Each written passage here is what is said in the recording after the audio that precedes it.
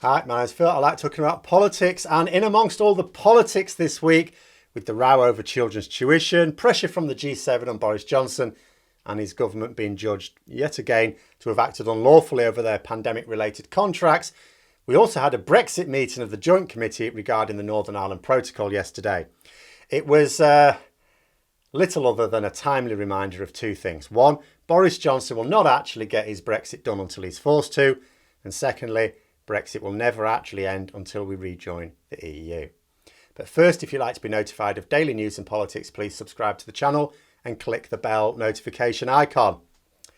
So I talked about this meeting in a bit of a prelude earlier this week, wondering if anything would be agreed behind closed doors, but also wondering how actually anything could possibly be agreed without the overwhelming support of Stormont.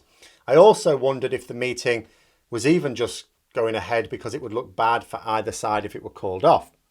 And this seems to be exactly what has happened. Let's be clear about this. This meeting isn't like the meeting scheduled last year for those trade negotiations. These meetings don't have strict timetables. There's no actual deadline for anything to happen. Yes, there are dates agreed by both sides for implementing parts of the protocol, but no hard dates where if something isn't done, there is an automatic consequence. Last year we had a number of deadlines which kept coming and going. We only had one real one, and that was December 31st, 2020. If we had agreed nothing before that date, then we would have exited the customs union and single market by automatic application of international law. Because that's the only feature of a real deadline. If nothing happens, are there immediate automatic consequences? If the answer is no, it's a political deadline. There are no more real deadlines. If the government continues to refuse to apply the protocol that it negotiated and signed up to and won a general election off, as well as agreed a formal timetable for, there is no automatic legal consequences. Yes, the EU could decide to take more robust action than simply beginning legal proceedings that will take years to come to fruition, but there's no automatic triggering of these. It will be for EU politicians to decide. They may decide to do that next week, next month, next year, not at all. Similarly, other powerful economies who are less than impressed that EU goods are flowing across the British border without proper checks, without any formal treaty allowing for this, they may want to know why the EU exporters are being given a competitive advantage over them. The US and China, at least, may well decide to take some action themselves. We might actually end up with the EU, the US and China all bashing us over the head with economic sanctions at the same time, or not at all. It's a political decision. So the talks yesterday ended without agreement. Before the talks, it was being reported that both the UK and EU agreed that time was running out. Now, David Hennig, who is an extremely useful trade expert who commentates on Brexit, stated that it was odd that the only thing the UK and EU seem to agree on is actually wrong. And that's right. Time isn't running out. In theory, we could keep up this nonsense forever. We can keep setting artificial deadlines for agreements and keep having breakthrough meetings for years. Unless one side snaps and actually does something that forces the other to react, this is what will actually happen. Brexit will continue to not get done for as long as Boris Johnson is allowed to prevaricate. The simple issue is this, and will always remain this when it comes to Northern Ireland. The EU need to protect the integrity of their single market. That means there must be a properly maintained customs border between Britain and all single market areas. The UK also need that customs border not to be inside either the UK or Ireland. Sounds impossible, doesn't it? Now, of course, there are two alternatives. One, the UK rejoins the customs union single market. This is the obvious solution and is the one that is in the best interests of both the UK and the EU.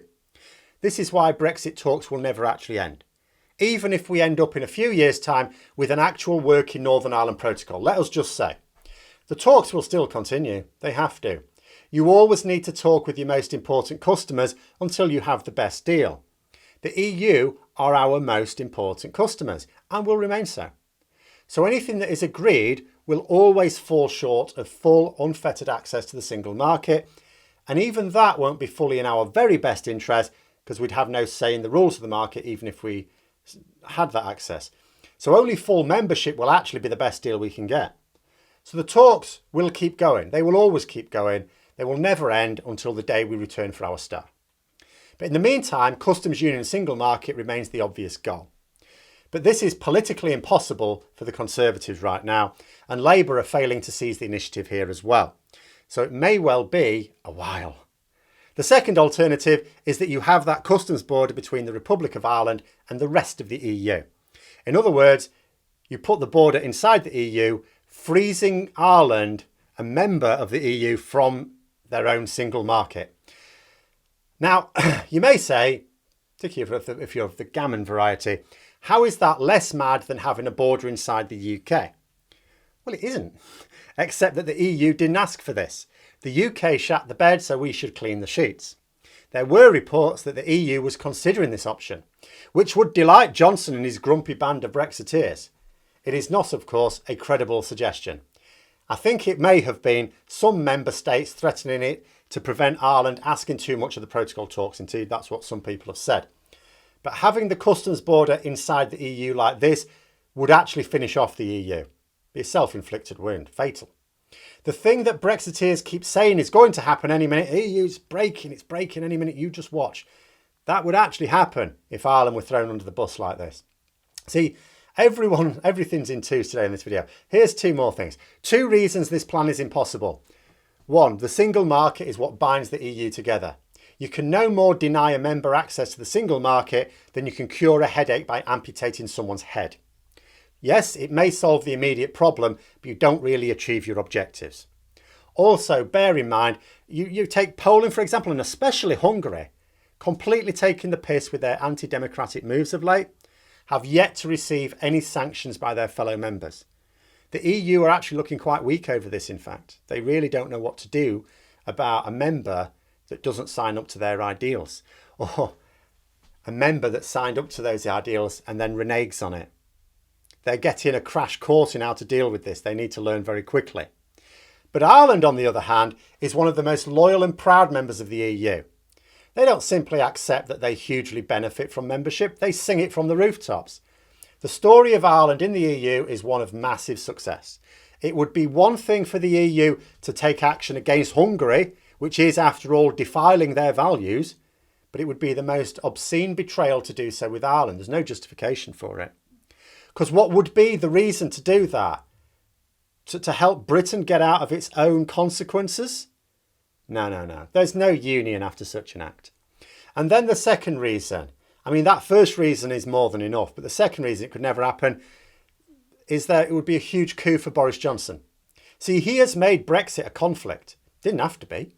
We could have left, and on terms that were promised in 2016, it would still have been bad, but not nearly as disastrous as this, and we could still have retained much of our trade. Johnson chose to make it a conflict, actively made the decision to make it a conflict. And so it is. And it may take 2 to tango, but it does only take 1 to start a fight. The other side can fight back or yield, but there is no ignoring it. Moving the customs border from inside the UK, where it is causing these self-appointed enemies of the EU incredible problems, and shifting it to inside the EU, where it would represent a humiliating surrender, that's not happening. So in terms of the 4 options altogether, and these are the only legal options. If you're going to comply with World Trade Organization rules, you've got 4 options. 1, customs border inside the UK, where it is according to an international treaty signed by the UK and the EU. That's the default position. That's where it is. If it's not just what's one of the options, that's actually where it is right now. If Johnson wants to change it, he will need to do so by either choosing another option that EU are in favour of, or by shutting Britain off from the world and suffering the consequences of that.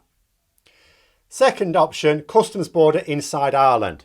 Violence returns to Northern Ireland, not acceptable. That's another breach of a treaty. Third option, customs border inside the EU, not happening. 4, UK aligns again with the EU and rejoins the customs union single market. Then you have no need for a customs border at all then. And that's it.